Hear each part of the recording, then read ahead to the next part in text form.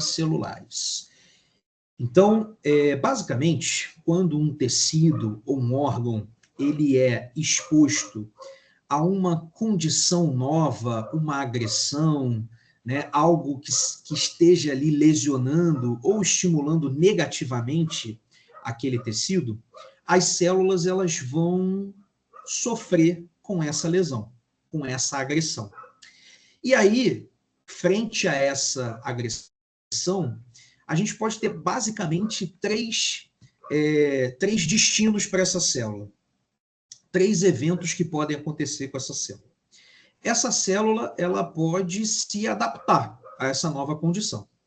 Então, a célula está sofrendo um estímulo, seja esse estímulo físico, químico, microbiológico, ela está sendo ali influenciada e aí ela vai se adaptar a essa nova condição.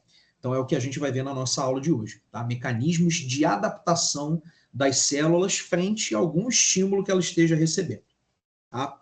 Estímulo esse anormal, né? Não os estímulos normais da vida dela, mas algo que esteja ou sobrecarregando, ou lesionando, enfim. E aí ela vai se adaptar a essa nova condição.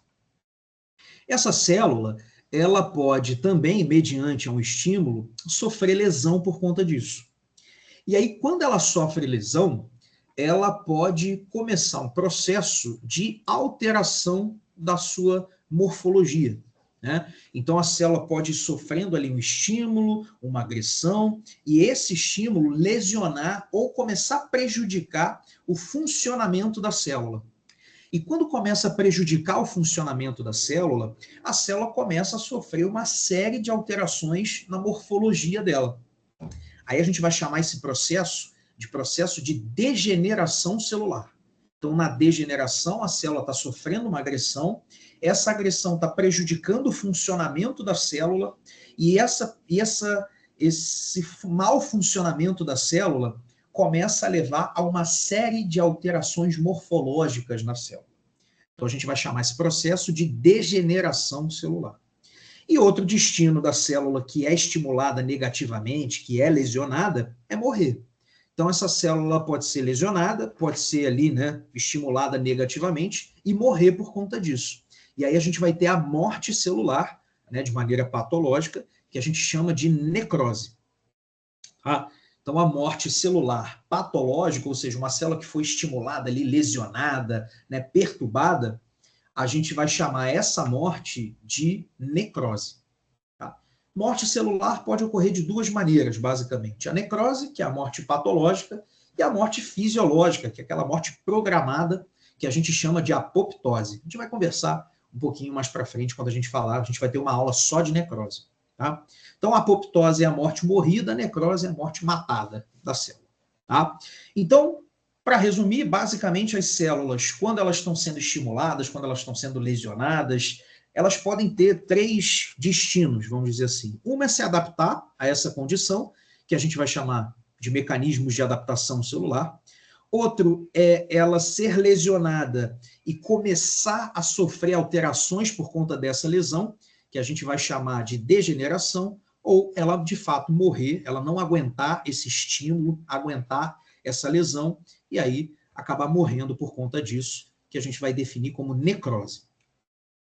Então, hoje, pessoal, a gente vai ver os mecanismos de adaptação celular, ou seja, um tecido, um órgão recebendo um estímulo, porém essas células conseguindo ali sofrer uma adaptação para resistir a esse estímulo que as células estão recebendo.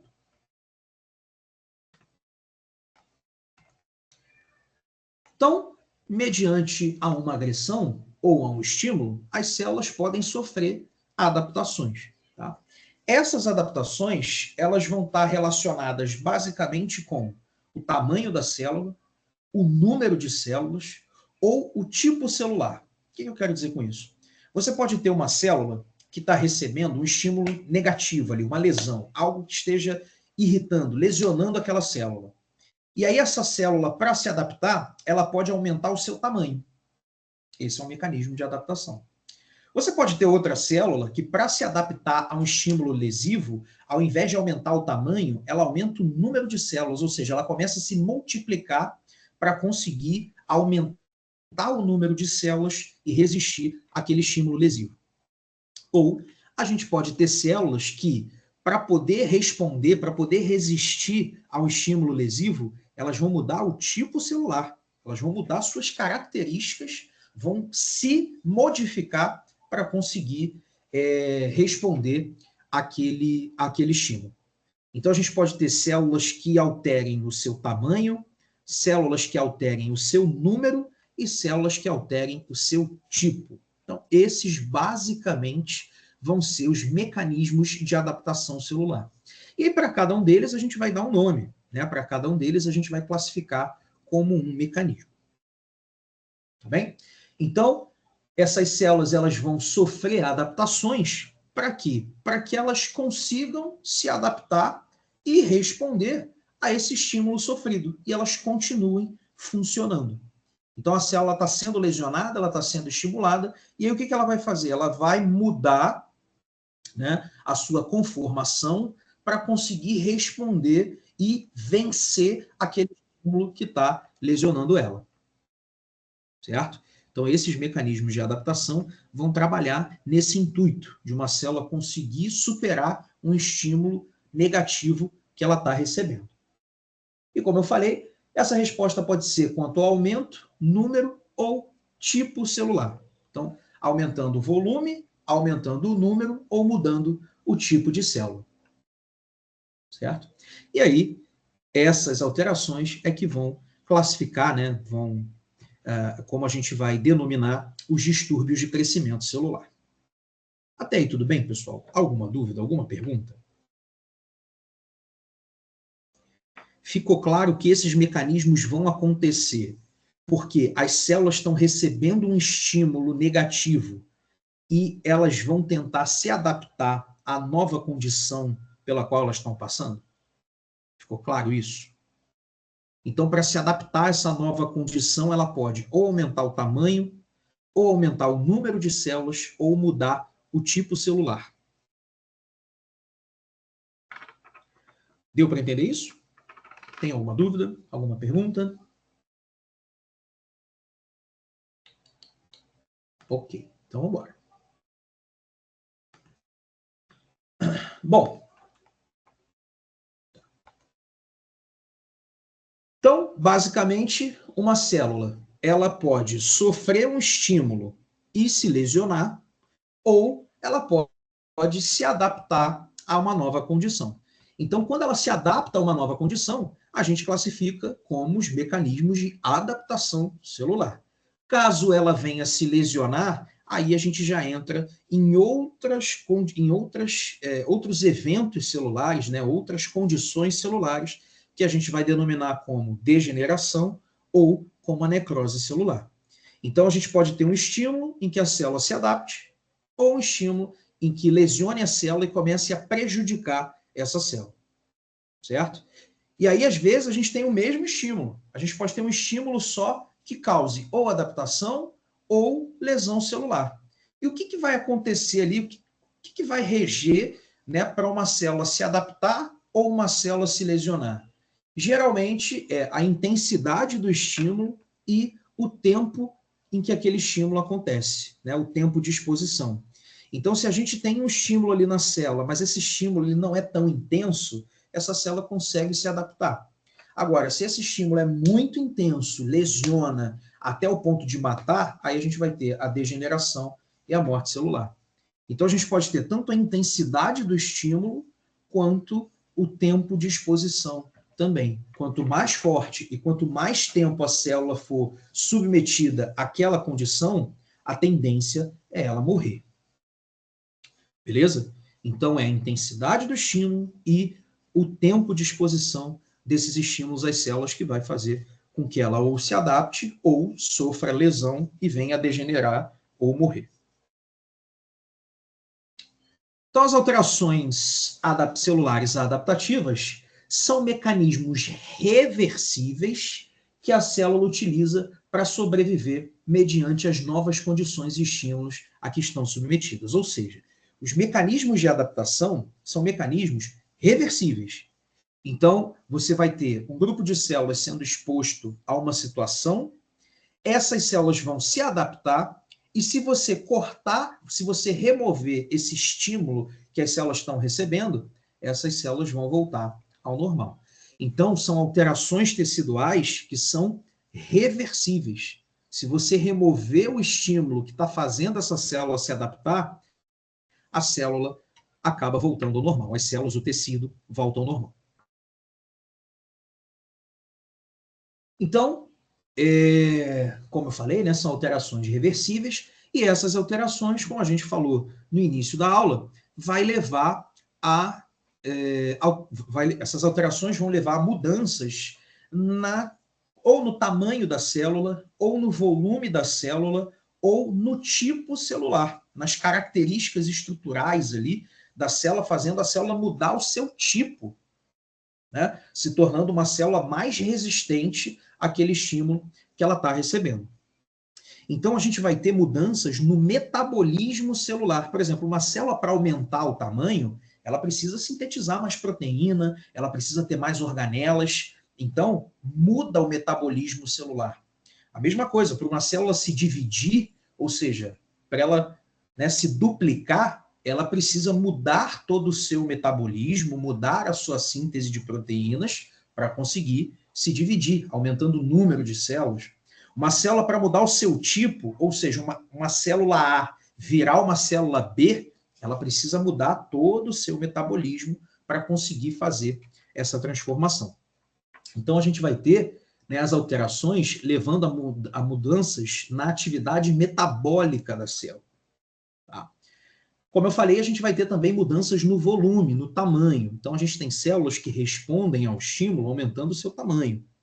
A gente tem células que respondem ao estímulo alterando o número de células. Por isso que a gente diz que as alterações podem levar a alterações na proliferação celular. E outro tipo de alteração que a gente pode ter é na diferenciação. O que é a diferenciação celular? São as mudanças que a célula passa desde uma célula jovem até uma célula adulta. Então, imagina que a célula é uma pessoa. Quando a gente não nasce um bebê, vira uma criança, um jovem, até chegar à fase adulta. Esse processo de evolução seria a diferenciação celular. Então, as células, geralmente, elas vêm de uma célula basal, né, uma célula precursora, e aí elas vão se diferenciando até chegar à fase adulta. Então, diferenciação celular é esse processo de evolução. E se você tem uma célula que muda o seu tipo, por exemplo, essa célula está mudando a sua diferenciação. Ou seja, a célula que viraria uma célula A vira uma célula B. E aí ela consegue mudar o seu tipo e resistir àquele estímulo que ela está recebendo. E isso acaba mudando também, acaba alterando as funções celulares. A gente vai ver que algumas alterações, as células mantêm o seu funcionamento, mas outras elas acabam mudando. Por exemplo, uma célula que muda o tipo, ela acaba mudando a sua função celular. Fala, Júlia. Professor, Diga-me. uma pergunta. Nessa questão de lesionar as células, se encaixaria no Alzheimer? Se encaixaria. O Alzheimer é uma espécie de degeneração. Tá? Então, ocorre ali uma alteração das células e que essas células começam a degenerar por conta disso. Ou seja, as células começam a ter o seu funcionamento, a sua estrutura alterada, e aí, por conta dessa estrutura alterada, começam a deixar de funcionar. Então, é um processo degenerativo. É lesão. Mas não é possível? Não. No caso do Alzheimer, não, porque você começa a ter a degeneração e a morte celular. Ah, entendi. Entendeu? E Obrigada. aí, quando morre, é irreversível. Tá? A degeneração, Júlia, a gente vai ver nas próximas aulas que a degeneração, até certo ponto, ela é reversível. Uma célula ela é lesionada, o funcionamento dela começa a ficar prejudicado e até um ponto você consegue tirar aquele agente agressor e a célula voltar ao normal. Tá? A partir de um ponto, a lesão ela é tanta que não dá mais para voltar. E aí a célula acaba morrendo. É um ponto crucial para, né, a gente diferenciar a degeneração da morte celular, é a destruição das mitocôndrias. Então, a gente atribui a destruição das mitocôndrias, que são as organelas da respiração, né, à morte de uma célula. Então, se a lesão numa célula for muito grande ao ponto de destruir as mitocôndrias, a célula acaba morrendo. E aí você não tem mais degeneração, você tem morte celular. Se você não tiver tanta lesão mitocondrial, né, for outras alterações estruturais, algumas alterações de membrana, por exemplo, ou de funcionamento da membrana celular,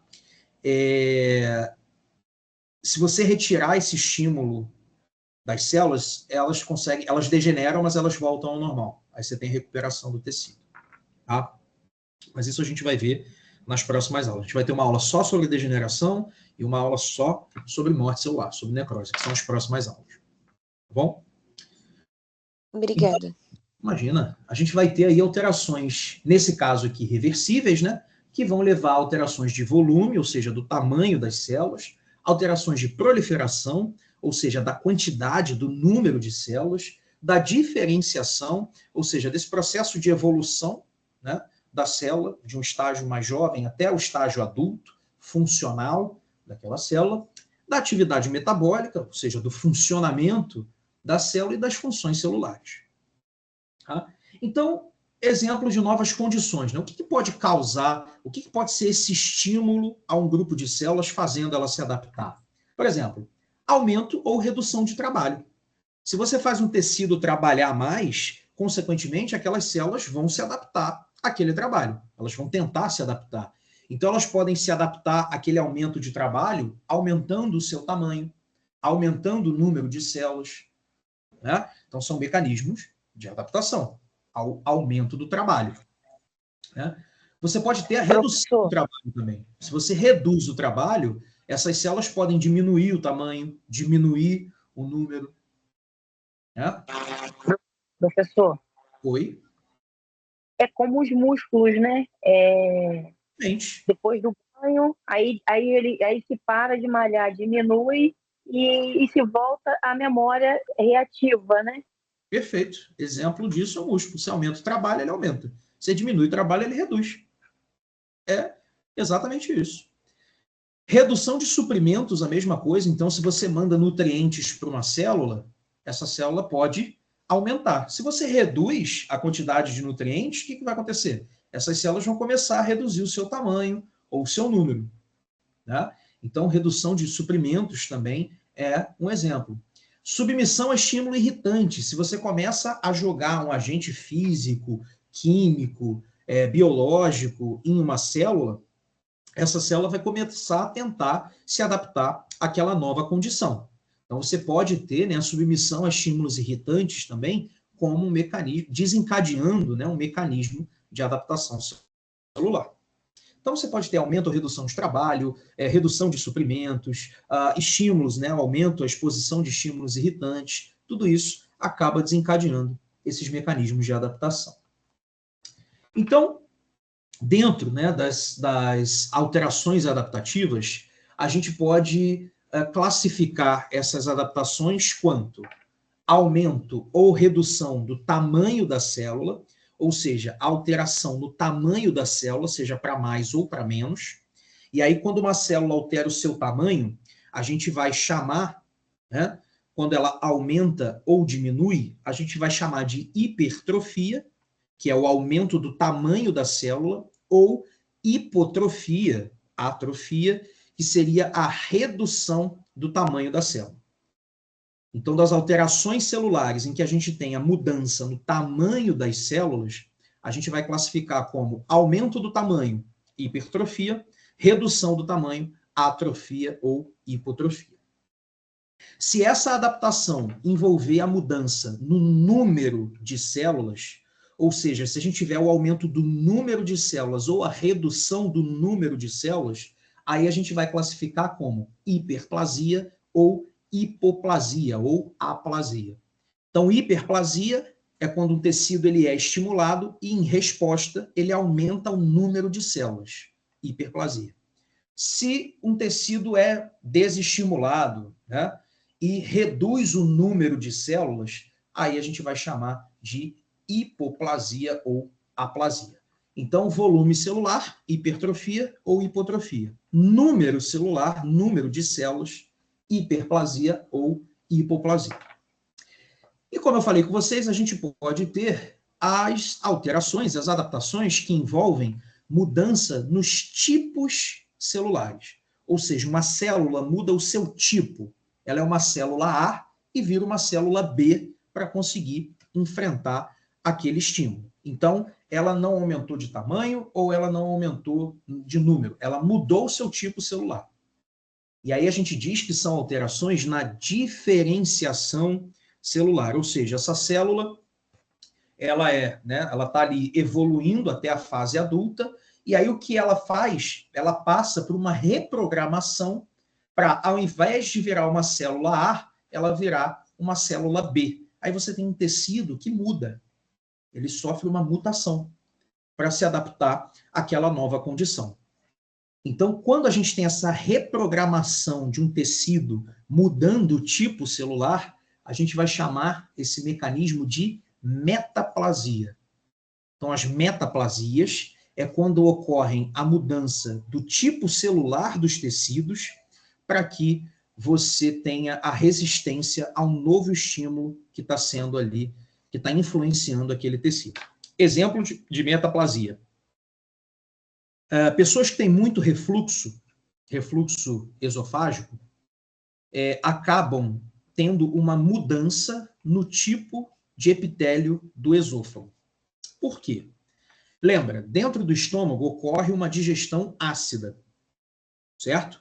É liberado o ácido clorídrico ativa a pepsina, né, as enzimas ali digestivas do estômago, e a gente vai ter então uma digestão ácida dentro do estômago. A questão é que essa digestão ácida ela ocorre somente dentro do estômago. A digestão que ocorre no duodeno, por exemplo, que é depois do estômago, não é ácida. Pelo contrário, ela tende a ser alcalina.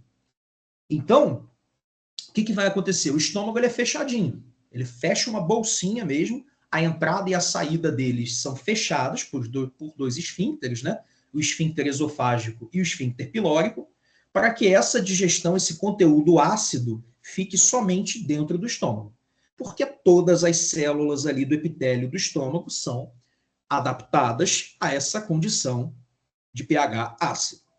O que vai acontecer? A pessoa ela pode ter algum problema nesse esfíncter de entrada do estômago, que é o esfíncter esofágico. A pessoa pode ter uma hérnia de hiato, a pessoa pode ter um problema na válvula, mesmo um problema no esfíncter, e aí esse esfíncter não fecha na hora da digestão.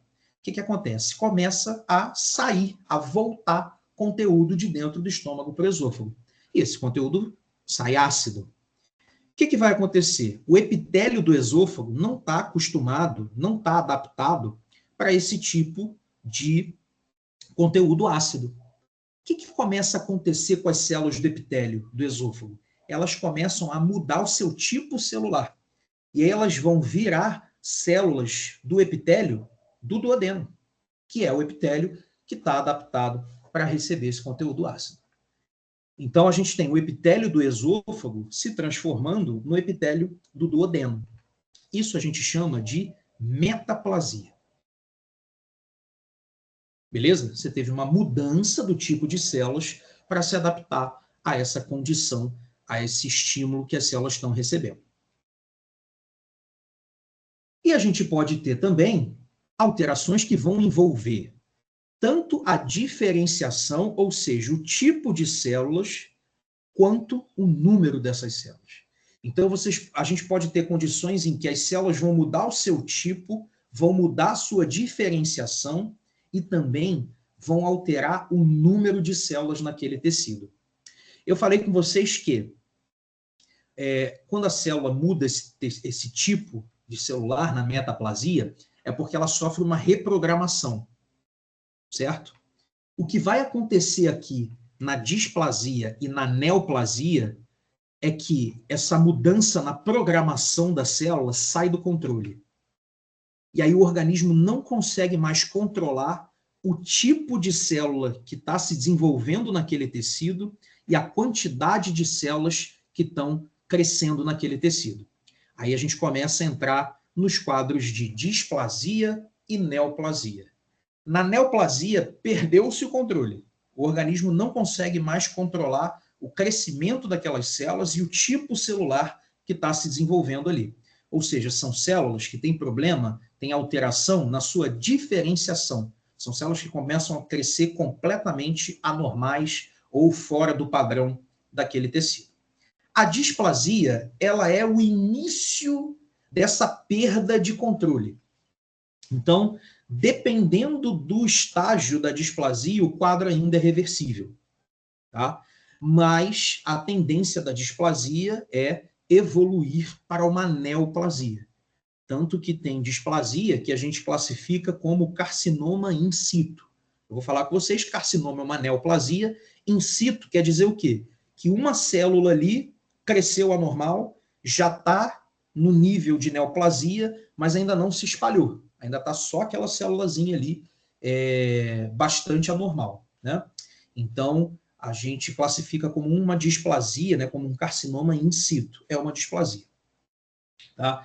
Então, na displasia e na neoplasia, o que ocorre é a perda desse controle da diferenciação, ou seja, do estágio final daquela célula, né, no que ela vai virar, e na proliferação, na quantidade de células. Tá? Como eu falei, a gente vai ter uma aula aí só de neoplasias, né? Acho que inclusive é a próxima aula, se eu não me engano, que a gente vai abordar um pouquinho mais, tá? Mas então, neoplasia e displasia, a gente vai ter a perda do controle, né? Tanto na diferenciação celular quanto na proliferação celular. Dois conceitos que eu gosto de deixar muito claros para vocês é diferença entre crescimento celular e diferenciação celular. Isso é uma coisa que tem que estar muito clara para vocês. Por quê? Crescimento celular está relacionado com o número de células. Então, quando eu falo, tem crescimento celular no tecido, eu estou dizendo que está aumentando o número de células naquele tecido. Mas são células, né, normais ali, corretinhas daquele tecido. A questão é que a gente está tendo multiplicação de células. E essa multiplicação, ela ocorre pelo mecanismo de mitose. Lembra? Na mitose, as células vão duplicar o material genético e vão se dividir. E aí elas vão gerar duas células filhas com número de material genético, né, normal de uma célula. Diferente do mecanismo de meiose. Meiose, você tem uma célula que se divide, mas cada célula filha fica com metade do material genético da célula mãe. Nesse caso aqui não. Nesse caso a gente vai ter o mecanismo de mitose. As células duplicam o material genético, se dividem e aí cada célula fica com uma quantidade completa de material genético, que a célula mãe duplicou, né, e depois se dividiu. Então, esse é um mecanismo de mitose. Então, crescimento celular é isso. É o crescimento do número de células pelo mecanismo de multiplicação por mitose. Diferente da diferenciação. Diferenciação foi o que eu falei com vocês. É quando uma célula se diferencia, ou seja, quando uma célula vai evoluindo até o estágio adulto. Ou seja, até ela chegar naquela fase adulta em que ela vai desempenhar a sua função, o seu trabalho celular. Então, a diferenciação pensa numa pessoa, né? Se a célula fosse uma pessoa, a gente nasce bebê, vira criança, jovem e adulto. Ou seja, a gente vai se diferenciando estruturalmente até chegar na fase adulta, né? Que é a fase que a gente trabalha, né? Então, com a célula acontece a mesma coisa. Ela vai se diferenciando. Então, diferenciação celular, ela está relacionada com essa evolução estrutural da célula até a fase adulta. Aí você pensa numa pessoa e fala, a criança cresceu, né? Só que na célula, o cresceu não é cresceu, é se diferenciou. Então, ela se diferenciou numa célula adulta. Então, a criança se diferenciou em um adulto. Perfeito. Aí você consegue fazer analogia com uma célula. Tá? Então, o processo de diferenciação é esse processo que vai ocorrer pela especialização morfológica e funcional de uma célula. A célula vai mudando a sua estrutura até virar uma célula adulta que vai conseguir funcionar naquele tecido. Beleza? Isso aqui tem que estar claro para vocês, porque quando a gente fala de neoplasia, displasia, metaplasia, a gente está falando de alterações de diferenciação celular. Ou seja, as células estão se tornando células anormais. Não são células comuns ali, né, padrão daquele tecido. Elas têm a sua morfologia e muitas vezes a sua funcionalidade comprometidas por conta disso. Ô, professor, a gente pode pensar como um gastrite que ela evolui? Como que é? A gastrite, por exemplo. A gastrite. Quando a pessoa Não. Aí, gastrite... o que acontece? Gastrite, ela é um processo de lesão celular, tá? Então, assim, a evolução da gastrite em si é porque o processo inflamatório ali está aumentando e piorando a lesão. Nesse caso aqui, eu estou falando de célula. O que acontece em uma célula? A célula vai se diferenciando, ela vem de uma célula precursora, por exemplo, uma célula tronco, e aí essa célula tronco vai se diferenciando até virar uma célula adulta, funcional. Tá? Como um bebê, por exemplo. Como se fosse um bebê que se diferencia em criança, jovem, até a fase adulta. Entendeu? Então, esses eventos aqui são eventos celulares, tá? Relacionado à célula em si. Então, crescimento e diferenciação são mecanismos diferentes. Professor. Tá? Não confundam isso, porque às vezes a gente fala, na neoplasia, você tem o crescimento de células. Na verdade, na neoplasia, a gente tem a proliferação, mas a gente também tem alteração de diferenciação. Ou seja, são células que ficam fora do padrão naquele tecido. E aí, quanto mais fora do padrão, mais maligna a neoplasia é. Por isso que a gente usa a diferenciação como um mecanismo de diagnóstico da neoplasia. Se é uma neoplasia benigna ou se é um câncer, por exemplo. A gente vai usar a diferenciação, ou seja, essa célula conseguiu chegar ali no estágio normal da célula do tecido? Não. Então é uma neoplasia. Mas essa célula, ela está próxima ao estágio normal? Está bem próxima. Ela tá anormal, mas ela ainda parece com células daquele tecido. Beleza. Ou não, ela está anormal e completamente fora do padrão. Essas células completamente fora do padrão, geralmente são malignas. E aí a gente vai ter a diferença entre câncer, né, neoplasia maligna, e neoplasia benigna. Então, esse mecanismo, né, o que é a diferenciação celular, tem que estar claro na cabeça de vocês. Fala, Adriano. Professor, e o que ocorre no nanismo? Seria a célula, algumas células referentes ao crescimento que ela não tem essa modificação? Distúrbios celulares que você vai ter tanto proliferação quanto diferenciação. Tá? O que acontece? Um dos fatores para levar ao desenvolvimento das células são os hormônios. E o nosso corpo produz um hormônio específico, que é o hormônio do crescimento, que é o GH. Então, pessoas que têm nanismo, elas podem ter como distúrbio a redução da produção do GH. Produz pouco hormônio de crescimento, as células não vão ser estimuladas o bastante para crescerem e se diferenciarem. Entendi. Mesma coisa ao contrário. Professor. Né? Tem muito hormônio do crescimento, cresce demais, né? Aí você tem o gigantismo. Professor, isso teria a ver com a saúde da mãe no período da gravidez? Pode ter a ver com a saúde da mãe e com a saúde da própria criança. Né? Geralmente, o nanismo ele tem caráter genético, né? Mas você pode ter, por exemplo, crianças que não crescem porque não dormem. Mas qual é a relação de dormir e crescer? Porque o pico de liberação do GH ocorre na primeira fase do sono. Então, se a criança não dorme, fica a noite inteira acordada, jogando videogame, né, vendo Netflix, o que vai acontecer? Ela não dorme. Se ela não dorme, não produz hormônio do crescimento bastante. Se não produz hormônio do crescimento, não cresce. Aí aquela criança vai ficando pequenininha, não vai crescendo, vai desenvolvendo. Porque não dorme. Então, você pode ter muitos fatores envolvidos aí. Desde fatores genéticos, fatores nutricionais, Por exemplo, uma célula crescer, ela precisa de combustível, ela precisa de energia. Então, se você não tem energia, as células também não vão se desenvolver, né? Então, você pode ter distúrbio hormonal, distúrbio nutricional, distúrbio genético, tudo isso fazendo com que as células não se desenvolvam. E aí você pode ter as diferentes doenças causadas, né, levando à não diferenciação ou ao não crescimento celular. Bom, Entendi. voltando aqui, né? Então, quanto ao crescimento celular, quando eu estou falando de crescimento, eu estou falando de número de células, de multiplicação celular por mitose. Células se desenvolvendo e células se duplicando e se proliferando. Tá? Então, o que vai acontecer? Essa mitose, a gente vai ter algumas células que são capazes de fazer mitose e células do nosso corpo que não são capazes de fazer mitose.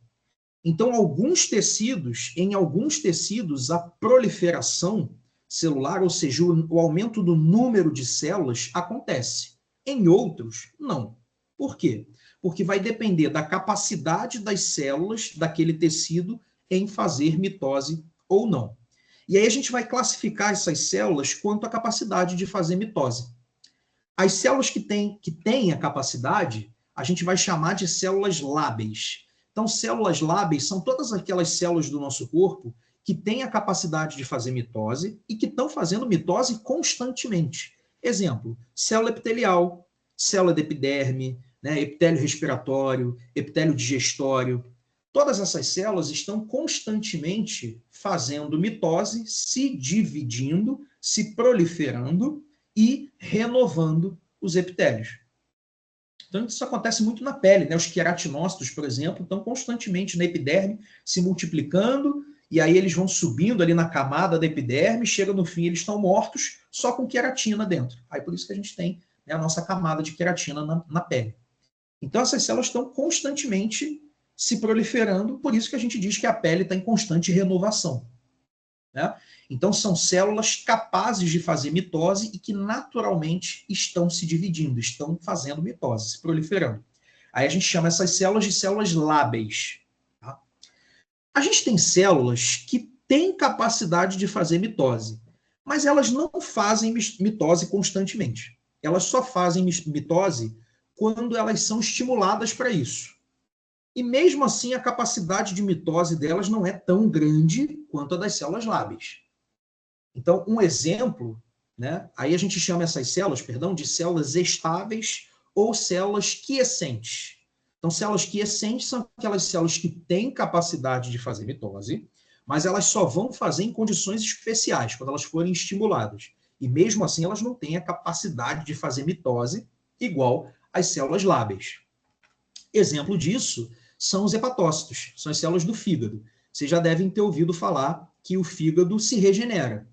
A questão é que a capacidade de mitose dos hepatócitos não é tipo a da pele.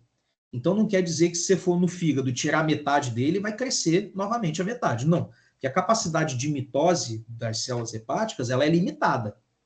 Tá? Então, as células estáveis ou células quiescentes, elas são células que podem fazer mitose, mas precisam ser estimuladas especificamente para isso, e mesmo assim não é uma capacidade tão intensa de fazer a mitose. E outro exemplo que a gente vai ter são as células permanentes. O que são as células permanentes? São aquelas células que não fazem mitose. Chegou na fase adulta, ela não vai se multiplicar mais. Exemplo, músculo, tecido nervoso. Então, células musculares, células nervosas, são células que não fazem mitose, ou seja, não têm essa capacidade de se multiplicar. Então, a gente vai classificar como células lábeis, células quiescentes ou células permanentes, de acordo com a capacidade dessas células de se dividir, ou seja, de se proliferar por mitose. Aí, esse ciclo aqui, ó, esse gráfico, ele mostra os eventos que a gente tem durante a multiplicação da célula, né? Durante essa divisão. Então, a gente divide a multiplicação em duas grandes fases. Então, quando uma célula vai fazer mitose, ela vai se dividir, a gente vai classificar ali, né, 2 etapas para isso acontecer. A primeira etapa a gente chama de intérfase ou interfase, que é quando a célula está se preparando para se dividir fisicamente. Então ela vai começar a se preparar. O que é essa preparação? Ela começa a duplicar o material genético dela, posicionar o material genético dela dentro dela mesma, no citoplasma dela, para ela conseguir, né, o que ela faz é isso aqui, ó. Ela é uma célula, e aí ela começa a multiplicar o material genético dela, posicionar mais para a borda, para ela conseguir fazer isso aqui, ó, e se dividir. Então, quando ela se divide, né, duplicando o material genético, a gente vai chamar de mitose. Então, durante essa fase aqui, ó, a interfase ou a intérfase, a gente vai ter a célula se preparando, duplicando o seu material genético, posicionando o seu material genético para aí sim poder se dividir, poder partir. E aí, quando ela vai partir, né, quando ela vai fisicamente se dividir, aí a gente classifica como a mitose. Aí a mitose vai ter várias fases, né, vários eventos, que é a prófase, prometáfase, metáfase, anáfase, telófase e a cinetose, que é um movimento, né? Cinetose, perdão, citocinese. Cinetose é vômito por movimento. A citocinese, que é a divisão, né? Então, a gente divide, né, em 2 momentos. Um que a célula está se preparando e a outra que ela se divide de fato. Tá? Então, interfase e a fase de mitose.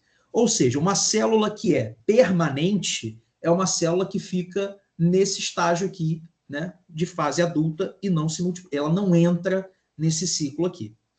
A célula que é uma célula estável, ela fica aqui, ó, nesse estágio que a gente chama de G0.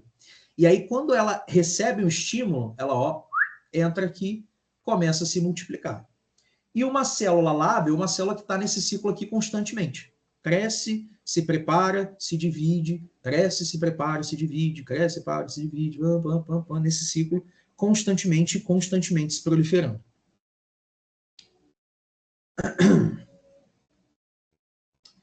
Bom, primeiro mecanismo de adaptação celular que a gente vai ter então, que a gente vai ver, é o mecanismo de adaptação onde a gente tenha o crescimento, né? Perdão, o aumento do volume, aumento do tamanho da célula.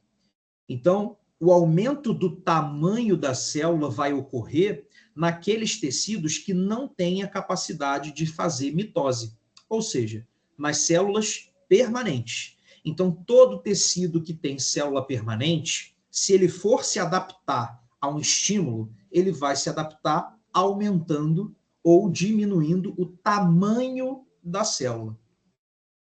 Quando ele aumenta o tamanho, quando as células aumentam o tamanho, a gente vai chamar isso de hipertrofia. Então, na hipertrofia não ocorre o aumento do número, ocorre o aumento do tamanho, do volume das células.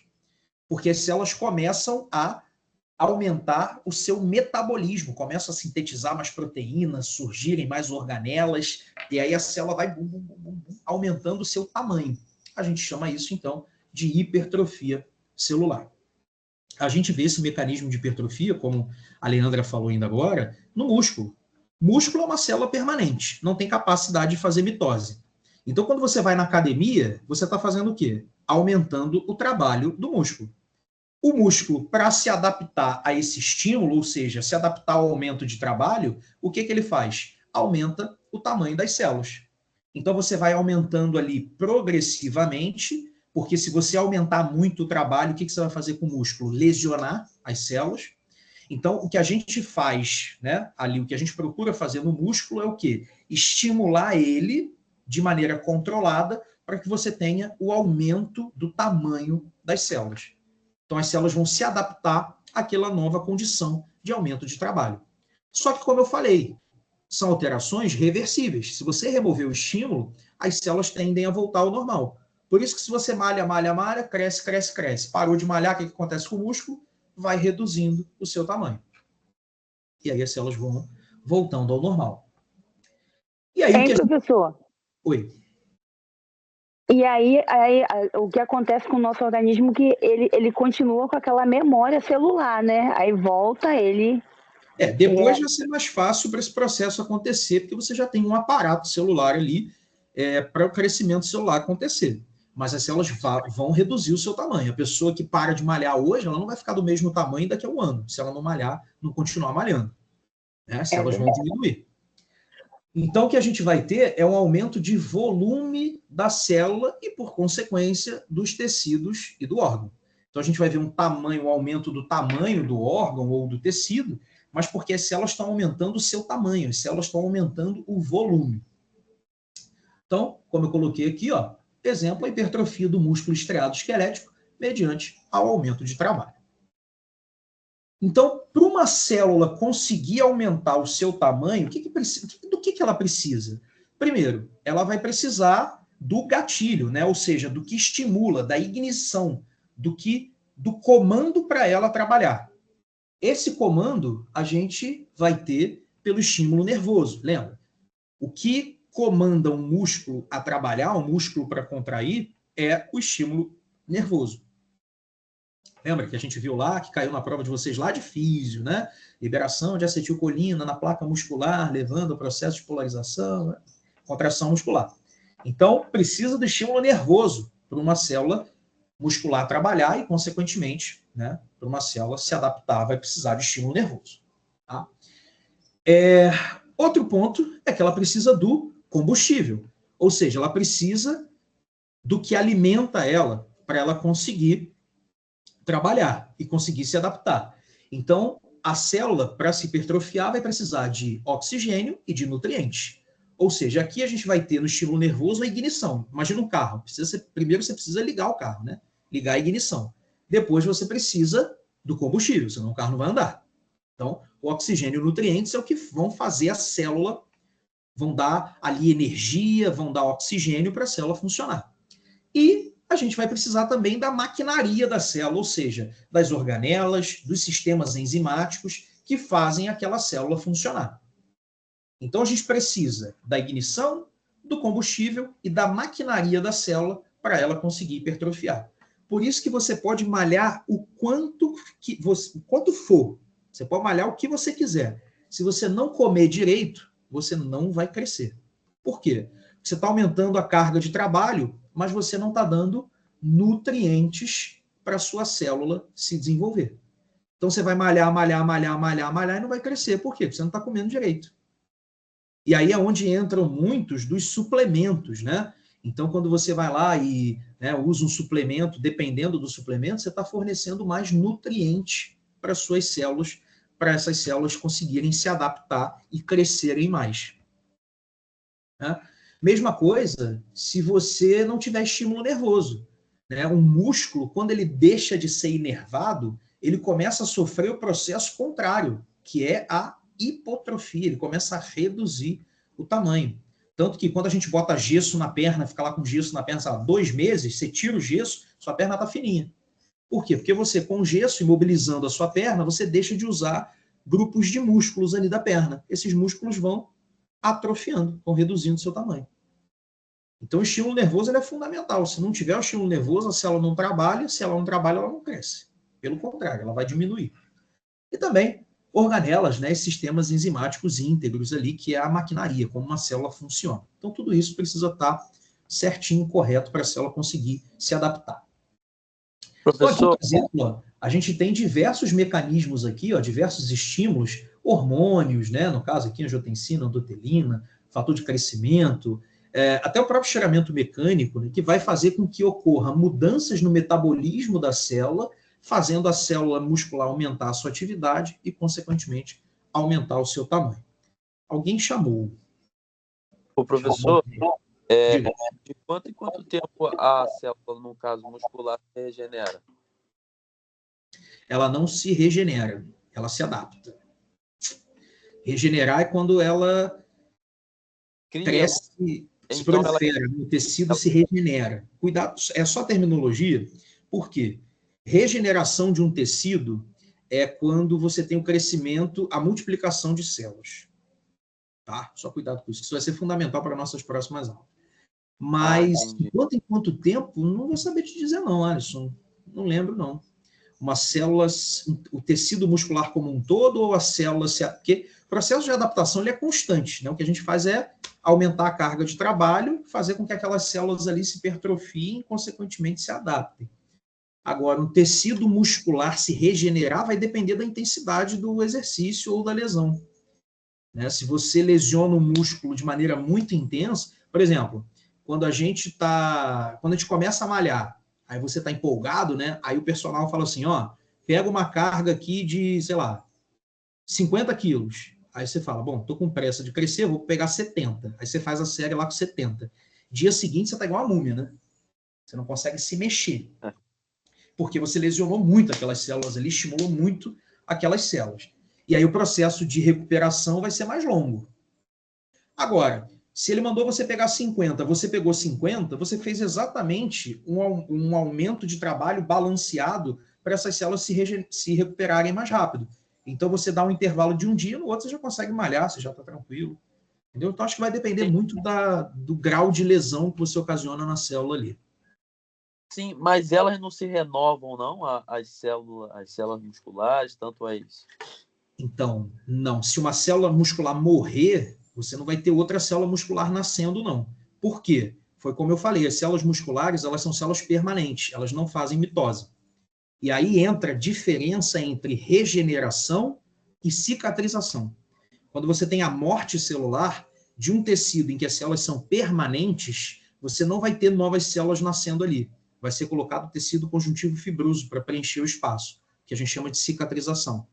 Se você tiver um tecido que se regenera, que as células fazem mitose, ou seja, células lábeis, aí você tem a regeneração do tecido. É tipo a pele. Aqui na epiderme, as células estão constantemente se proliferando. Se você faz um arranhãozinho aqui e lesiona a epiderme, dá um tempinho, volta ao normal a pele. Por quê? Porque as células nasceram novas células que preencheram aquele espaço. Agora, se você lesiona, por exemplo, tecido nervoso, não nasce célula nova ali. E aí acaba cicatrizando. E, professor, e no caso de uma exposição a uma doença infecciosa, pode estar causando também essa mutação? O agente infeccioso pode estar destruindo as células, por exemplo, ou toxinas que ele produzem podem estar destruindo as células, e aí você pode ter a lesão celular. Aí você pode ter, ou dependendo da intensidade da lesão, do estímulo, você pode ter ou adaptação ou degeneração e morte celular. Então, você pode ter os estímulos que são físicos, químicos, microbiológicos. No caso dessa adaptação, foi o caso da malária lá na África? Devido à população ter uma exposição grande, eles criaram como se fosse uma adaptação, né? Aí a resistência vai estar relacionada... A resistência vai estar relacionada ao sistema imune. Então, a população, ela, por estar em contato, né, e sendo exposta a esse agente, o sistema imune acaba se tornando mais apto, mais preparado para defender o organismo da lesão causada por esses agentes. Então, quando esses agentes entram em contato com o organismo, o sistema imune, como já está acostumado, já está adaptado a esse agente patogênico, o sistema imune acaba combatendo esse agente patogênico mais rápido. E aí não dá tempo do agente patogênico causar as lesões nas células do organismo da pessoa. Entendeu? Por isso que a gente tem doenças que são mais frequentes em uma região e menos frequentes em outras regiões. Vocês já devem ter visto vídeo de culinária indiana, né? Cozinha de rua na Índia. Não sei se vocês já viram, né? O que acontece? A população indiana, ela é mais... o sistema imune da população indiana, ele é mais preparado para os micro-organismos que tem naquela alimentação. Tanto que, quando a pessoa vai de fora para a Índia, ela geralmente tem dor de barriga. O pessoal até chama, dá um nome, se não me engano é Delhi Belly, nossa assim, que é uma dor de barriga que a pessoa tem por comer na Índia. Por quê? Porque o sistema imune das pessoas não estão adaptados àquela carga ali né, de micro-organismos dos alimentos e do modo de preparo na Índia. Só que a população indiana está, porque é uma população que vem sendo exposta há muito tempo. E aí a gente tem tanto a exposição quanto fatores genéticos que vão preparando o sistema imune para resistir. Mas aí está relacionado mais ao sistema imune. Bom, então, aumento de trabalho. Aqui um exemplo patológico. Ó. Aqui é uma hipertrofia do músculo cardíaco, músculo do coração. Né? Se o coração ele precisar aumentar o seu trabalho, se ele for estimulado para aumentar o seu trabalho, consequentemente pode ocorrer a hipertrofia do músculo cardíaco. Aí a gente entra nas cardiomiopatias hipertróficas, que a gente chama, né? Ou nas hipertrofias cardíacas. Então você pode ter, por exemplo, uma condição em que você precisa aumentar a força de contração do coração, consequentemente o coração, o músculo vai hipertrofiando para dar conta desse aumento do trabalho. Ou você pode ter um aumento do estímulo, do crescimento. Por exemplo, o hormônio tiroidiano. Né? Os casos de hipertiroidismo, né, onde você tenha muito hormônio tiroidiano, esse hormônio pode levar à hipertrofia do músculo cardíaco. Então, por isso que pessoas que têm hipertiroidismo precisam fazer acompanhamento cardiológico, né, por conta das consequências do hormônio. Então, aqui, né, é um aumento de uma condição chamada cor pulmonar. Você tem hipertrofia do lado direito do músculo, né, do lado direito do coração. Por quê? Porque o pulmão está tendo alguma doença, algum problema, em que a circulação do pulmão esteja comprometida, e aí o coração tem que fazer mais força para conseguir mandar sangue para o pulmão. E aí você começa a ter uma hipertrofia do lado direito do coração, que é quem manda o sangue para o pulmão.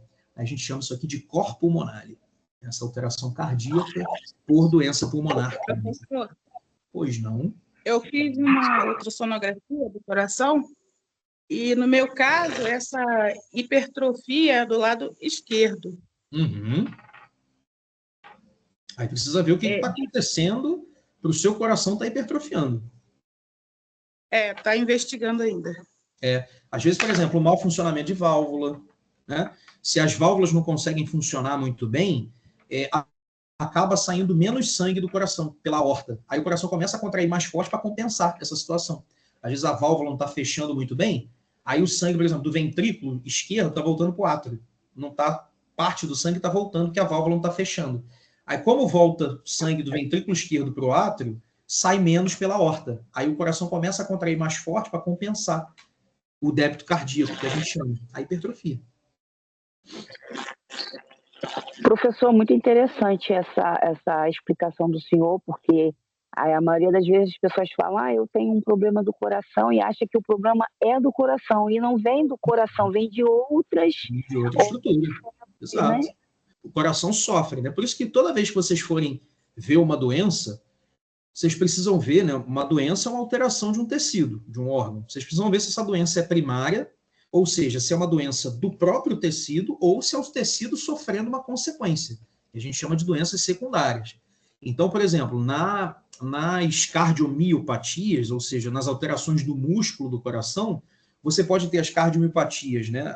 Na verdade, as alterações musculares que são primárias, a gente chama de cardiomiopatias, ou secundárias. Você pode ter uma pessoa que tem hipertiroidismo, muito hormônio tiroidiano, vai lá e estimula demais o músculo cardíaco, mas não é problema no músculo, é porque está tendo muito hormônio produzido que está indo lá no coração estimulando. Então, o primeiro passo é sempre diferenciar se aquela alteração ela é primária do tecido ou se ela é secundária. O problema está em outro lugar, levando alguma alteração naquele tecido. Pode ser genético também?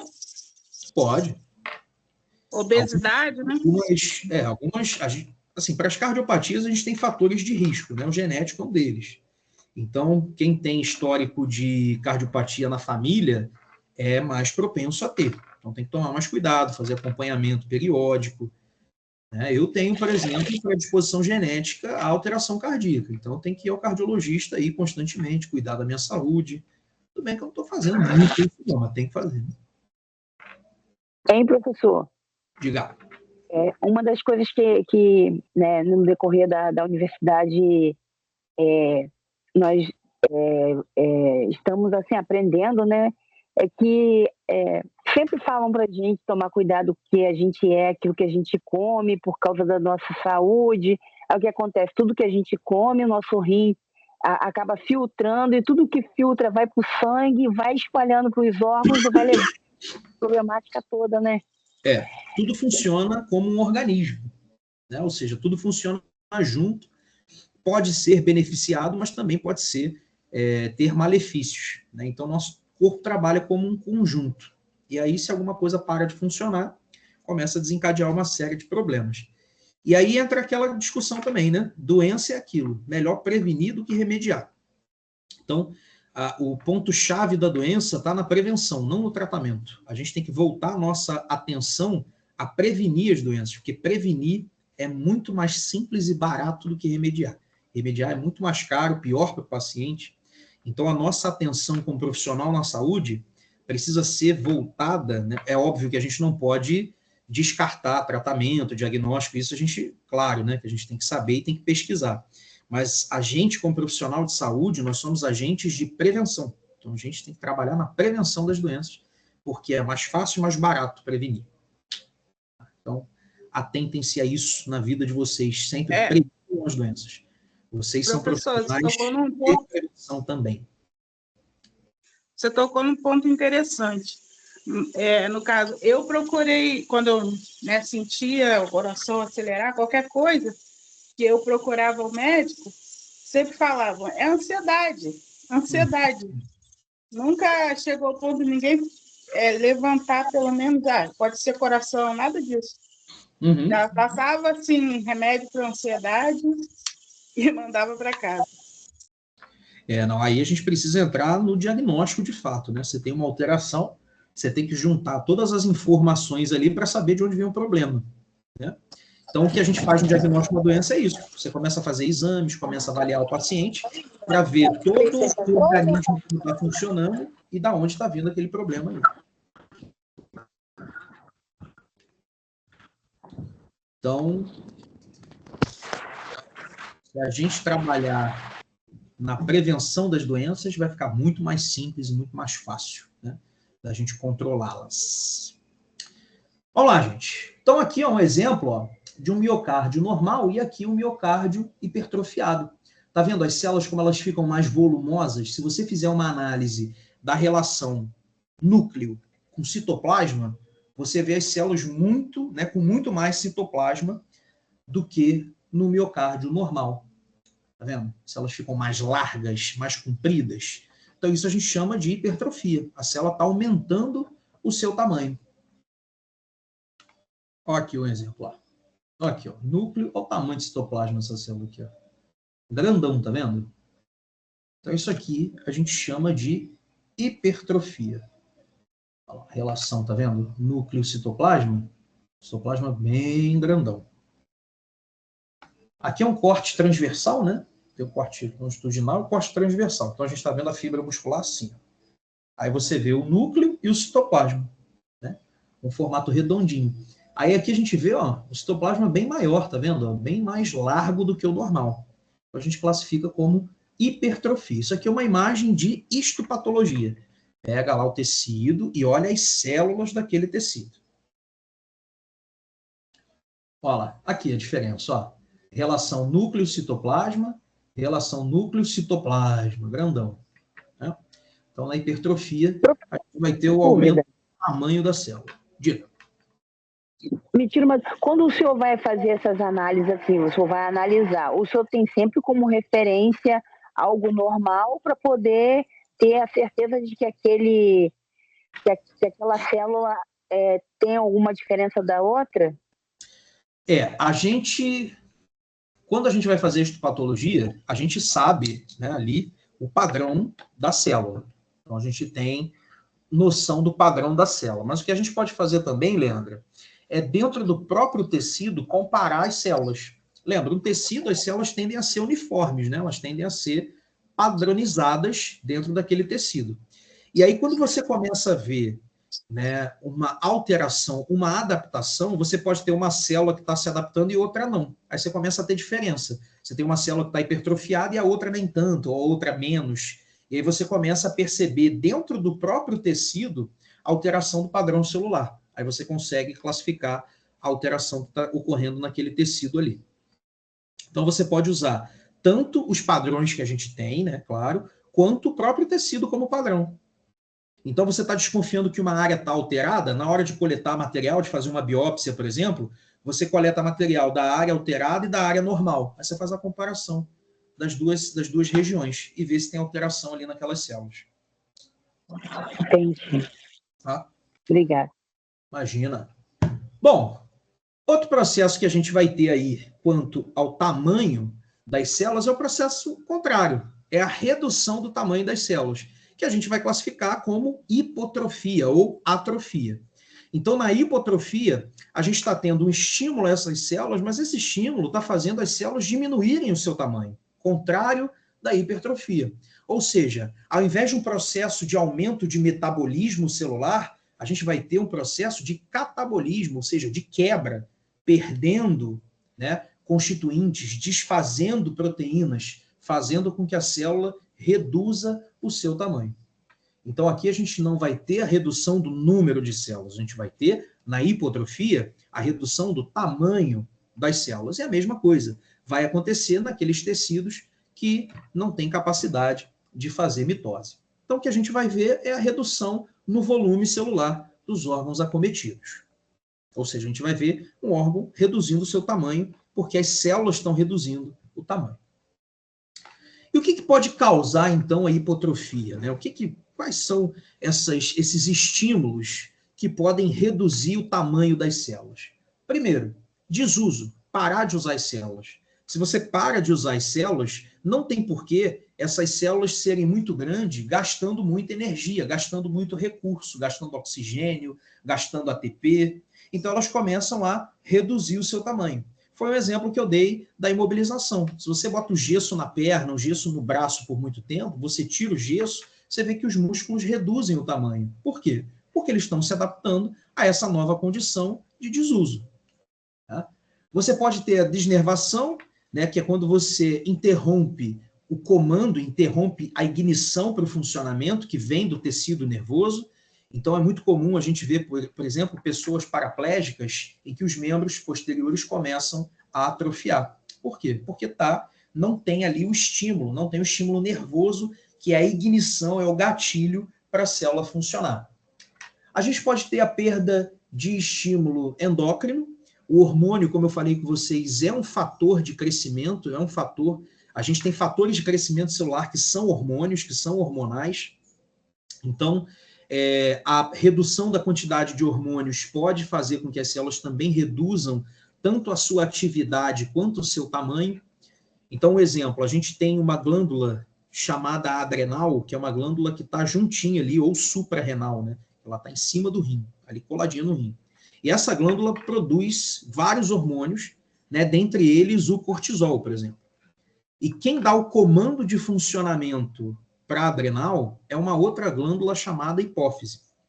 Então, da hipófise, da adenohipófise, na verdade, né, que é uma porçãozinha da hipófise, vem um outro hormônio, né, produzindo outro hormônio chamado ACTH, e o ACTH estimula a adrenal a produzir o cortisol. O que acontece?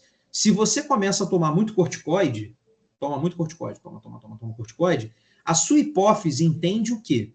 Entende... O corticoide ele é um cortisol sintético, né? A sua hipófise entende o quê? Que já tem muito cortisol, você está tomando ele, tá? Tomando a medicação lá, que seja corticoide. E a sua hipófise começa a entender que tem muito corticoide. O que ela faz? Ela para de estimular a adrenal.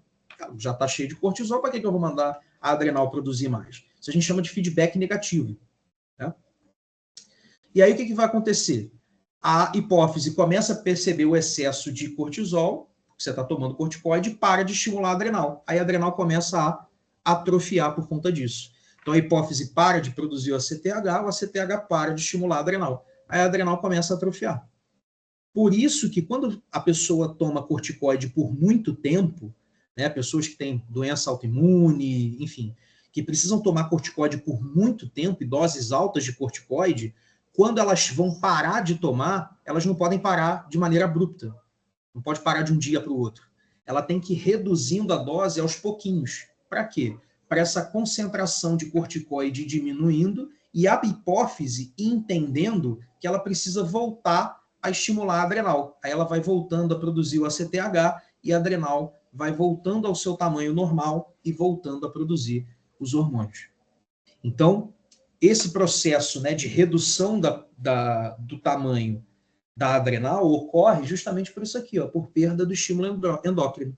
A hipófise para de produzir o ACTH, a adrenal vai atrofiando.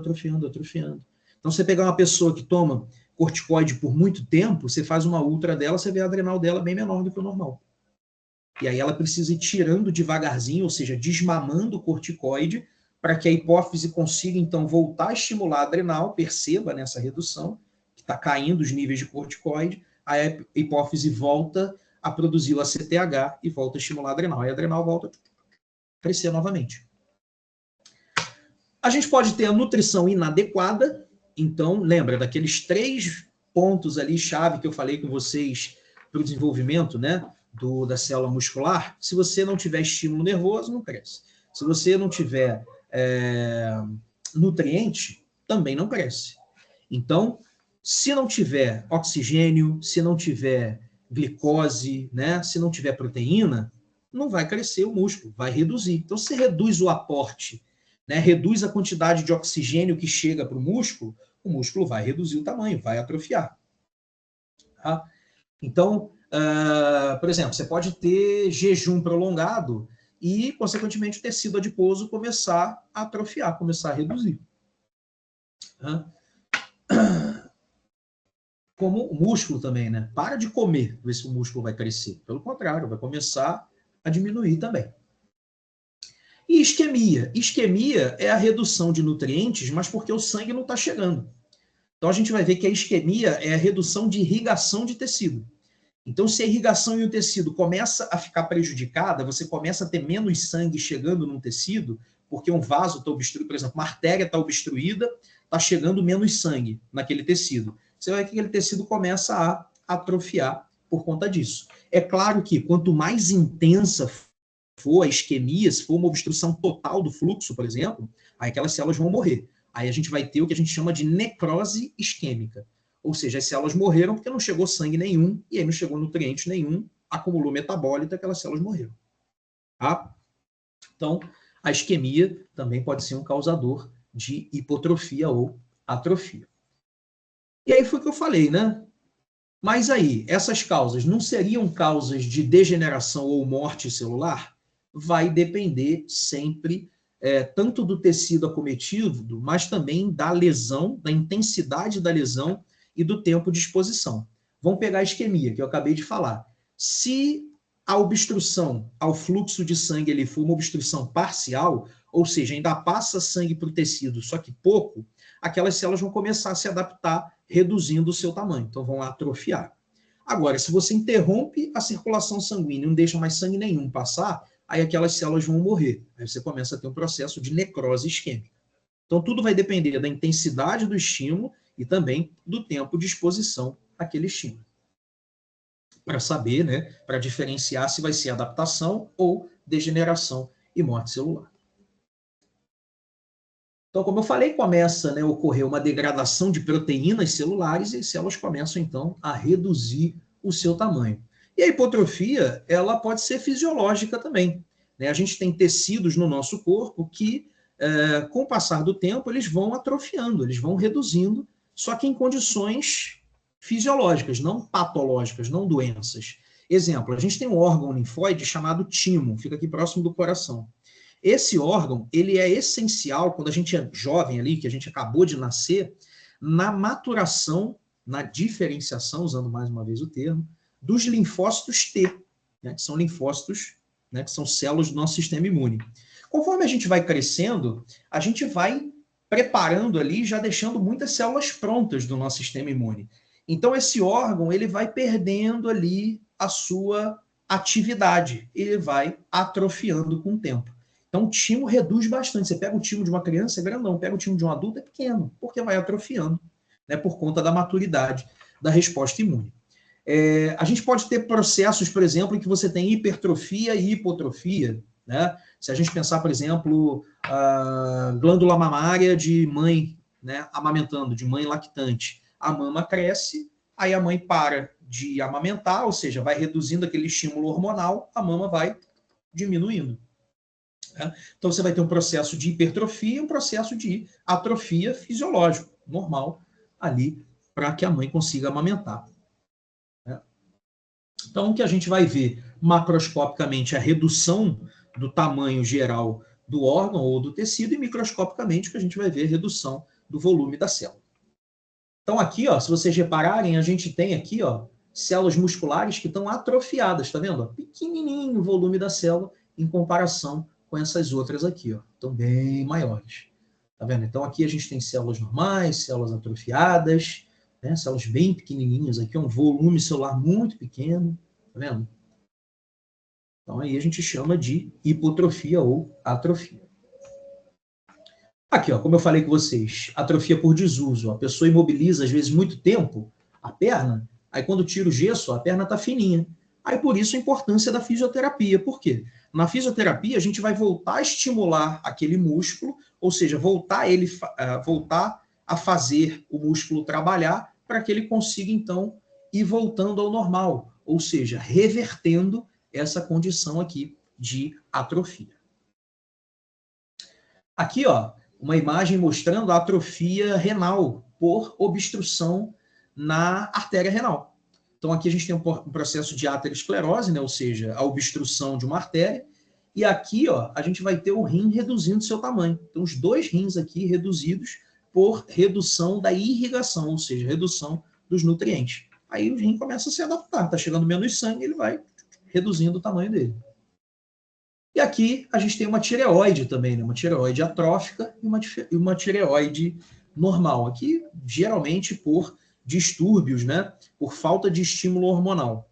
Então, reduz a produção do hormônio tireotrófico, né? Que é o hormônio que induz o desenvolvimento da tireoide, e aí, que é produzido lá na adenohipófise também, né? Então, lá na hipófise é produzido o hormônio que estimula a tireoide a produzir os hormônios T3 e T4.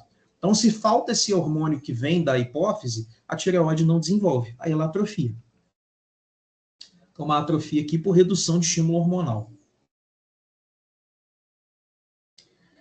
Bom, a gente vai ter as alterações por aumento no número de células.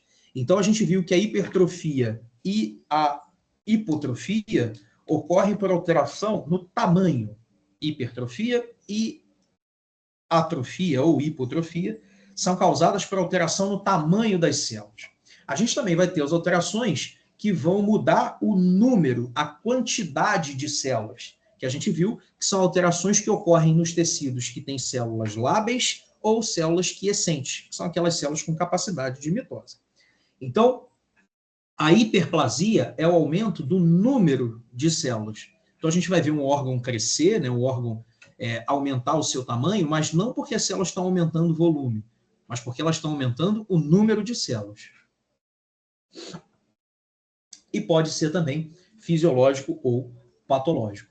Tá? Então, hiperplasia, você vai ter o crescimento, né, celular naquele órgão com células idênticas. É só lembrar de mim e do Rodrigo Hilbert. Somos iguais, gêmeos, ou seja, você vai ter um desenvolvimento celular ali em que você vai ter a multiplicação dessas células e você vai ter células daquele tecido ali aumentando o número de células. Então, a gente chama esse processo de hiperplasia, multiplicação celular, aumentando o número de células. E aí, como eu falei, a hiperplasia ela pode ser fisiológica ou patológica, né? A fisiológica pode ocorrer por estímulo hormonal. Então, exemplo também do útero, exemplo da glândula mamária durante a amamentação. Então, quando a mãe ela está grávida ou que ela está amamentando, ela está produzindo ali hormônios, ocitocina, prolactina, que vão levar ao desenvolvimento da glândula mamária. Aí, consequentemente, a mama aumenta. Né? Conforme a criança cresce e para de mamar, esses estímulos hormonais eles vão baixando. E aí, consequentemente, a mama vai reduzindo o seu tamanho. Então, a gente vai ter, né, um processo aqui de crescimento hormonal, fisiológico, natural. E o fisiológico pode ser também compensatório. Como assim? O compensatório ocorre muito em órgãos que são contralaterais. Ou seja, rim, por exemplo. Rim a gente tem 2. Então, Quando você tem a redução de um dos rins, o outro geralmente aumenta o tamanho de maneira compensatória. Começa a receber mais irrigação, começa a receber mais nutrientes e, consequentemente, ele aumenta. Então, a gente chama isso de hiperplasia compensatória. Tá? Acontece bastante nesses órgãos contralaterais. E a gente pode ter hiperplasia patológica, ou seja, um aumento excessivo na produção de um hormônio, o hormônio estimulando muito um tecido, fazendo ele crescer, aumentar demais o número de células, né? Aí já é uma condição que envolve patologia, né? Ou seja, uma doença, não é um processo normal do organismo. E dependendo do tecido, a gente pode ter hiperplasia e hipertrofia, dependendo do órgão, né? Se você tiver ali tecidos que são capazes de aumentar o número e tecidos que são capazes de aumentar o tamanho, você pode ter hiperplasia e hipertrofia associados. Né? Um exemplo é a hiperplasia prostática benigna, que a gente até falou lá na nossa aula de introdução à patologia. Então, isso tudo aqui, ó, é uma próstata aumentada. E na próstata, a gente geralmente, na hiperplasia prostática benigna, a gente tem um processo de hiperplasia associado ao processo de hipertrofia. Então, acaba tendo os dois processos ali, aumentando o tamanho da próstata. Então, você pode, dependendo do órgão, né, ter associação dos dois. Então, na hiperplasia prostática, aqui no caso, a gente está vendo o quê? O aumento do número de células, certo? E esse entendimento é fundamental no momento, por exemplo, do diagnóstico da hiperplasia. Por quê? Você olha a próstata assim, ó, você pode ter ou uma massa aqui, ou seja, células crescendo ali de maneira anormal, né, aumentando o número sem controle, de maneira anormal, que é o que a gente chama de câncer. Então, você pode ter um câncer de próstata, ou você pode ter uma condição que essas células estão sendo muito estimuladas e elas estão aumentando o número de células. Mas não é uma célula anormal, é uma célula natural ali daquele tecido. Só que você está tendo célula demais e, consequentemente, esse tecido está aumentando o seu tamanho. Então, isso vai diferenciar a hiperplasia prostática benigna do câncer de próstata. E aí são tratamentos completamente diferentes e prognósticos diferentes. Ou seja, o que a gente espera de evolução daquela doença são processos completamente distintos. A hiperplasia, como o próprio nome já diz, a hiperplasia prostática benigna, não tem caráter de malignidade, e o câncer já não, né? O câncer é uma neoplasia maligna. Então, o que a gente vê aqui é o aumento do número de células, né? E a hipoplasia é o mecanismo contrário, é o mecanismo inverso. Ao invés de aumento do número de células, a gente vai ter a redução do número de células. Então, você tem ali um estímulo negativo naquele tecido, onde o tecido responda de maneira em que ele reduz o número de células. Também pode ser fisiológico ou patológico, como a gente falou, né? Então, a própria glândula mamária, durante a amamentação, ela aumenta o tamanho, depois da amamentação, ela reduz o tamanho. Então, você vai ter a hiperplasia e a aplasia ou hipoplasia na própria mama. Ou a gente pode ter condições patológicas. Exemplo, aplasia de medula óssea. Né? Na medula óssea são produzidos muitas das células, na verdade, as células sanguíneas, né? Tanto glóbulos vermelhos quanto brancos. E aí o que acontece? Se você expõe a medula óssea a alguma lesão, algum agente, né? Por exemplo, agente tóxico, radiação, drogas, algumas infecções, o que vai acontecer? Essas células começam a reduzir o tamanho, e aí, por consequência, a gente vai ter uma redução da população de células sanguíneas. Então, começa a trazer uma série de problemas para o funcionamento do organismo. Por quê? Porque a medula não está mais produzindo e liberando ali os componentes sanguíneos. Pode ser doença autoimune, enfim, tem um monte de causa. Então, aqui ó, a gente vê, né, uma redução, aqui uma célula normal, né, uma medula normal, aí você tem adipócito, que é a célula de gordura, você tem tecido hemopoético, né, o hematopoético, que é o tecido que vai gerar as células sanguíneas, a gente tem as trabéculas ósseas, né, que são o tecido ósseo da medula, e aqui ó, a gente tem uma redução do número de células, tá vendo como é que tá bem mais pobrinho aqui, ó, bem menos células. A gente já não vê mais esses adipócitos bonitinhos aqui, tá vendo? Redondinhos, ó.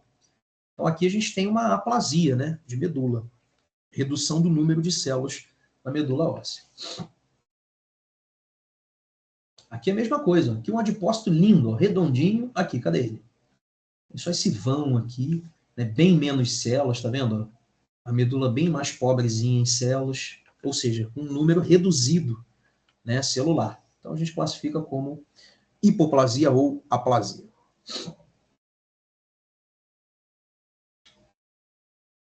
E, por fim, a gente vai ter as alterações onde as células do tecido, elas vão se tornar, elas vão mudar o seu tipo. Elas vão se transformar em outras células para tentar responder àquela agressão que ela está sofrendo. Então, esse processo de transformação, de mudança na diferenciação ou no tipo, né, celular, a gente vai chamar de metaplasia. Então, a metaplasia é quando um grupo de células muda o seu tipo e aí, consequentemente, você muda a sua diferenciação e você vai ter, então, um novo tecido naquele órgão, né? Porém, um tecido de células do próprio corpo. Tá? Não é nada fora do padrão. Você vai ter só em um local em que você tem um tipo celular, você vai ter outro tipo celular, mas de células normais ali do organismo. Então, foi o exemplo que eu dei para vocês, né? Você pode ter o epitélio do esôfago se transformando no epitélio do duodeno. Ou seja, é um epitélio normal, porque é do duodeno, mas ele está num local anormal. Ele está se desenvolvendo no esôfago. Por quê? Porque as células epiteliais do esôfago conseguem, né, se transformar nas células epiteliais do duodeno. Essa transformação, pessoal, essa mudança, ela só vai acontecer dentro de uma mesma linhagem celular. Por exemplo, a gente tem as células que a gente chama de células epiteliais, são células que formam o epitélio. Ou seja, uma célula epitelial ela só consegue se transformar em outra célula epitelial. Ela não vai conseguir se transformar, por exemplo, numa célula óssea, porque são células de linhagem diferente. Por isso que a gente tem o epitélio do esôfago virando o epitélio do intestino, porque são células da mesma linhagem celular. A mesma coisa as células mesenquimais. Você pode ter célula cartilaginosa virando célula óssea. Aí beleza, são células da mesma linhagem. Tá? Então, a gente vai ter células que vão mudar o seu tipo, vão se transformar em células parecidas ali com ela, né? Mas células que vão mudar o seu tipo para conseguir responder a um estímulo que ela esteja sofrendo. A questão é que essa mudança sempre vai ocorrer, né, para células da mesma linhagem celular. Então, como eu falei aqui, ó, a metaplasia vai ser resultado de irritações persistentes, ou seja, estímulos persistentes, que acabam levando ao surgimento de um tecido mais resistente. Então, como eu falei, né, por exemplo, o refluxo esofágico, a gente vai ter as células estratificadas pavimentosas, né, que são o epitélio esofágico, virando célula colunar semelhante às células intestinais. Então, é o epitélio do esôfago que vai se transformando no epitélio do intestino. A gente pensa nesse mecanismo, né, à primeira vista, é um mecanismo interessante, né, porque as células estão se transformando e estão resistindo àquele estímulo que ela está sofrendo. A questão é que um epitélio do esôfago ele tem que funcionar como um epitélio do esôfago, ele tem que desempenhar um papel do esôfago. E quando você começa a mudar o epitélio do esôfago e ele começa a se transformar no epitélio do intestino, você vai ter mudança aí de funcionalidade. Então, essas mudanças de funcionalidade, elas podem comprometer o funcionamento do órgão. Então, por mais que você tenha ali o aumento da resistência das células, pode ocorrer o comprometimento do funcionamento do órgão como um todo por conta disso. É muito comum a metaplasia acontecer também em indivíduo fumante. Imagina, a pessoa está fumando, botando aquela fumaça, né, tóxica para dentro, e o epitélio dos brônquios começa a se adaptar para resistir à exposição crônica da fumaça do cigarro. E aí o que vai acontecer? Você vai ter, né, o epitélio do brônquio o epitélio do trato respiratório, na verdade, o epitélio que chama pseudoestratificado cilíndrico ciliado. Né? Ou seja, as células têm cílios. E o que acontece? Conforme vai expondo esse epitélio à fumaça do cigarro, ele vai virando um epitélio estratificado pavimentoso. E aí esse epitélio ele não produz muito muco, ele não tem cílios, e o muco e os cílios servem para proteger o próprio epitélio. Ou seja, se ele perde isso, ele acaba perdendo a proteção. e aí ele começa a sofrer mais com infecções, começa a sofrer mais com lesões. Por isso que fumante fica gripado, desenvolve pneumonia mais fácil. Por quê? Porque se o tecido vai sofrendo metaplasia, ele acaba perdendo a funcionalidade. Aí você tem aquele fumante que tosse constantemente, toda tem pigarro, né, gripa, resfria e desenvolve pneumonia, porque vai perdendo a funcionalidade do epitélio. Diga, Daniela. Eu queria perguntar sobre o coração de um atleta, esses atletas competitivos de resistência, maratonista mesmo. Uhum. O coração deles é diferente, é mais forte que o nosso que não pratica. Então, é maior? Como é que é? Eu gostaria de entender isso. Olha, boa pergunta. Eu acho que maior não, tá? Porque o atleta ele vai ter um sistema muscular e cardiocirculatório que funciona, né, o muscular, esquelético, ele vai desenvolver. O cardíaco, não acredito que vai hipertrofiar não, tá, Daniela? Porque as hipertrofias cardíacas, elas são para condições patológicas, elas começam a acontecer em condições patológicas. O atleta vai precisar de mais irrigação, né? Vai aumentar a frequência, mas nada que vá causar uma adaptação por conta disso. Eu acho que o aumento do trabalho de um atleta, o coração vai trabalhar ainda dentro de uma faixa de normalidade. Tá? Eu pensei assim, pelo fato do coração ser um músculo, né? O músculo está ali sendo estimulado como todo o restante do corpo ali, eu imaginei isso. Mas você vai aumentar o trabalho dele, mas não ao ponto de causar hipertrofia. A gente começa a perceber alteração naqueles indivíduos que começam a usar suplemento, e suplemento hormonal. Então, começa a usar hormônio para aumentar a musculatura, esses hormônios podem influenciar no músculo cardíaco. Aí a gente já está falando de um outro tipo, que são as bombas, né, que a gente chama. O que é bomba? É um estimulante que a pessoa usa para aumentar o trabalho do músculo e, consequentemente, aumentar o tamanho do músculo. Só que a questão é que muitas dessas bombas são hormônios, então vão agir no músculo estriado, esquelético, mas vão agir no cardíaco, vão mexer com todo o equilíbrio hormonal do corpo. Então, nesses casos, você pode ter uma hipertrofia cardíaca patológica.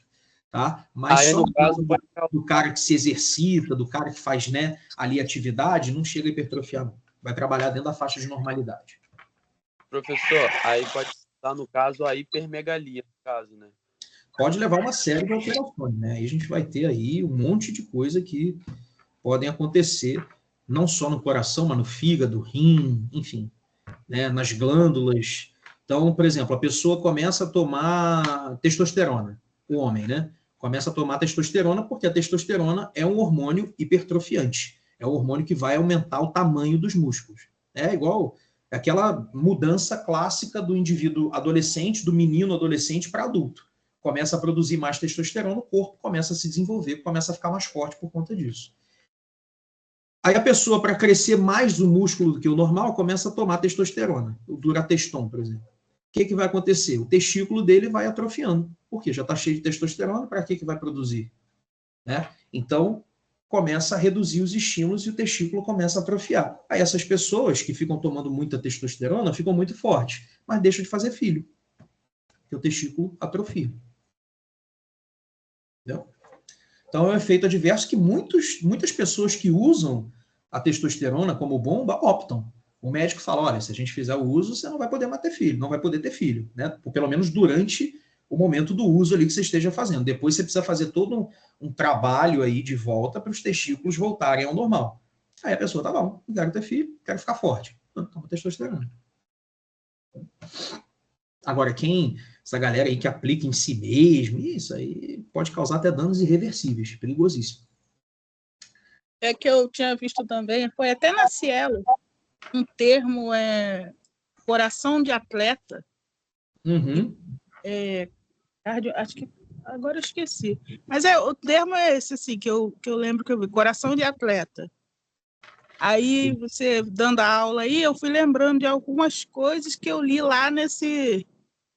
Eu, de fato, eu de fato não lembro, não, mas, assim, porque até onde, né, a gente sabe, o atleta ele vai trabalhar dentro ali da faixa de normalidade. Porque quando a gente fala das hipertrofias, a gente começa a pensar num processo patológico estimulando o coração negativamente e, consequentemente, gerando a hipertrofia.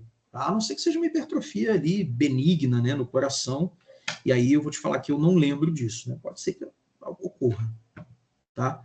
Conteúdo bom aí para a gente pesquisar depois. Beleza? Até se vocês tiverem material, me manda sobre isso, que eu vou dar uma lida. E aprendo também. Porque, de fato, assim, fisiológico e hipertrofia, eu penso mais nas patológicas cardíacas. Né? Bom, então, metaplasia, a gente vai ter essa mudança de tipo de epitélio. Né? O epitélio, por exemplo, de esôfago se tornando o epitélio de intestino por conta desses refluxos recorrentes. Tá? Então, aqui ó, a gente tem, por exemplo, o epitélio traqueal. Né? Um epitélio traqueal normal, tá vendo aqui, ó? Bonitinho, células, né? Um epitélio pseudoestratificado, cilíndrico, ciliado, com células caliciformes. Lindo. Aqui já um epitélio metaplásico. Né? Então, processo de infecção crônica, né? Levando esse epitélio a se adaptar e, consequentemente, mudar o seu tipo, né? Se tornar outro epitélio. Então, aqui a gente tem um epitélio em que as células estão normais. Só que esse epitélio está num local anormal. Por isso que eu digo que a metaplasia é um epitélio normal em um local anormal. Você tem aqui um outro epitélio correto, só que ele está no lugar errado. Por quê? Porque houve uma mudança aqui para que esse epitélio consiga resistir ao estímulo, esse estímulo infeccioso e crônico que ele vem sofrendo. Então, tá vendo aqui, ó, epitélio normal, um foco aqui, ó, e aqui um epitélio metaplásico. Né? Ou seja, é um epitélio, nesse caso aqui, é um plano estratificado não cornificado, né? E aqui um epitélio pseudoestratificado cilíndrico ciliado. Opa! Então aqui a gente tem um epitélio estratificado normal, perfeito, só que ele está na traqueia, ou seja, ele está num local diferente. Né? Por quê? Porque esse epitélio aqui, para conseguir resistir a essas infecções, se tornou esse epitélio aqui. Então, por isso que eu digo, na metaplasia, né, o novo epitélio vai ter suas características normais, só que ele vai estar num local anormal.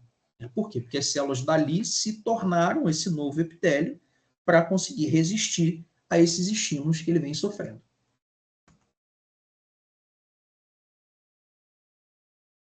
Aqui, mesma coisa, né? Aqui a gente tem, né, tecido cartilaginoso e tecido ósseo, tá vendo? Então, uma metaplasia comum de acontecer, né, o tecido cartilaginoso virar tecido ósseo, por exemplo. Então, para resumir aí, ó, células normais, células hipertrofiadas, ou seja, hipertrofia, o aumento no tamanho da célula. A hiperplasia é o aumento no número de células. E a metaplasia é a mudança no tipo celular. Tá? Então, a gente vai ter esses processos de adaptação. E aí, claro, né? Hipertrofia, hipotrofia seria a redução do tamanho. Hipoplasia, redução do número. E a gente pode ter outros distúrbios também, pessoal, que são distúrbios de formação. Aqui não entra na adaptação, entra nos distúrbios de formação. Então, a gente pode ter a agenesia é a não formação de uma estrutura ou de algum órgão. A gente pode ter a ectopia. Ectopia é a formação de um órgão fora do local normal dele, um tecido fora do local normal. A gente pode ter a amartia. A amartia é o exemplo, é o aumento, né, excessivo de um tecido em um local normal dele. Você tem aumento do número de células, mas aqui não está relacionado à adaptação, está relacionado a estímulo. E aqui a gente pode ter a coristia, que é o aumento de tecido em um local anormal, mas também não tem a ver com a adaptação, tem a ver com a formação daquele tecido. Tá? Então aqui, por exemplo, a agenesia é a não formação. Então essa pessoa aqui, ó, ela nasceu sem um rim. Então a gente chama isso de agenesia renal. Né? A pessoa nasceu sem um rim e ficou sem órgão. Aqui a gente pode ter o que a gente chama de atresia. Né? A atresia é uma formação incompleta do tecido. Né? Então aqui, por exemplo, é uma atresia esofágica. Ou seja, o esôfago ele não se forma de maneira completa. ele se divide, e aí um pedaço dele fica com como se fosse uma conformação de fundo de saco, e a outra porção dele nasce, se forma, né, acoplada, fistulando, desembocando na traqueia. E aí essa correção aqui é uma correção cirúrgica, né? Isso acontece muito, por exemplo, também no reto. Chama atresia anal. O reto não nasce completamente formado, desembocando no ânus. Então fica um fundinho ali, né? Não sai o conteúdo fecal. Precisa construir cirurgicamente a saída das fezes. Então aqui a gente tem uma atresia traqueal, né? Pode ser atresia anal também, comum de acontecer. E aqui, ó, exemplo de ectopia. Aqui é um cílio ectópico. O cílio, ele não nasce na borda da pálpebra, ele nasce para dentro. E esse cílio aqui irrita bastante a córnea, né? Imagina, a pessoa com um cisco no olho constantemente. Aí faz a remoção cirúrgica aqui também, né? Remove cirurgicamente esse cíliozinho aqui. Beleza? Dúvidas? Alguma Beleza. pergunta? Se alguém tiver dúvida, fique à vontade. Podemos